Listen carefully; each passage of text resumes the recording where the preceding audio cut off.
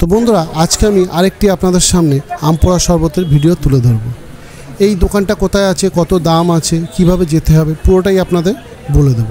তো বন্ধুরা আজকে যে আমপোড়া শরবতের ভিডিওটা আপনাদের সামনে তুলে ধরছি, এর আগেও আমি কয়েকটি আমপোড়া শরবতের ভিডিও করেছি বা আমি নিজে পার্সোনালি খেয়ে দেখেছি। তাদের তুলনায় কিন্তু এখানে টেস্ট অনেক ভালো, তার সঙ্গে সঙ্গে দামটাও অনেক কম, মাত্র 20 টাকায়।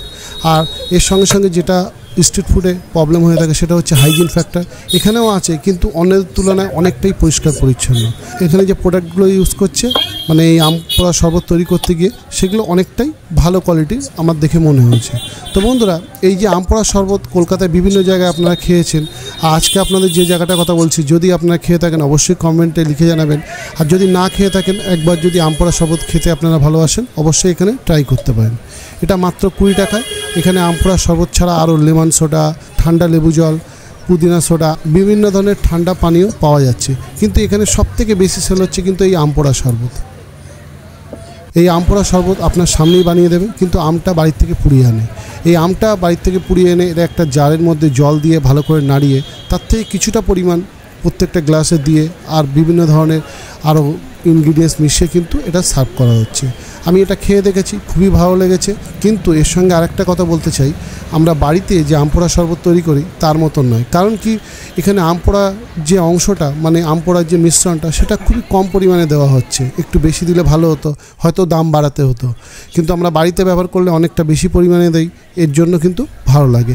আর এখানে কিন্তু চিনির জল মেশানো হচ্ছে না, এখানে কিন্তু শ্যাকারিং মেশানো হচ্ছে। কলকাতায় আপনারা যেখানেই যাবেন সেখান থেকে শ্যাকারিং বা আর্টিফিশিয়াল সুইটনার ব্যবহার করা হয়। তো বন্ধুরা এবারে আসছি এই আমপোড়া শরবত খেতে গেলে আপনাকে কোথায় যেতে হবে। এই আমপোড়া শরবত খেতে গেলে আপনাকে যেতে হবে কলেজ স্ট্রিট।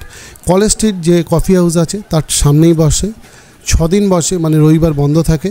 সকাল 10টা থেকে রাত 7টা পর্যন্ত এই দোকানটি আপনি পাবেন। এর সঙ্গে বলে দিই, এখানে যে আমপোড়া শরবতটা বিক্রি করছে সেই ছেলেটার ব্যবহার খুবই ভালো। তো বন্ধুরা এর সঙ্গে বলবো যে এই যে আমপোড়া শরবতটা আপনাদের সামনে তুলে ধরলাম, এর আগে কি কেউ এখানে গিয়ে খেয়েছেন আর খেলে কেমন আপনাদের অভিজ্ঞতা সেটা কিন্তু কমেন্টে লিখে জানাবেন।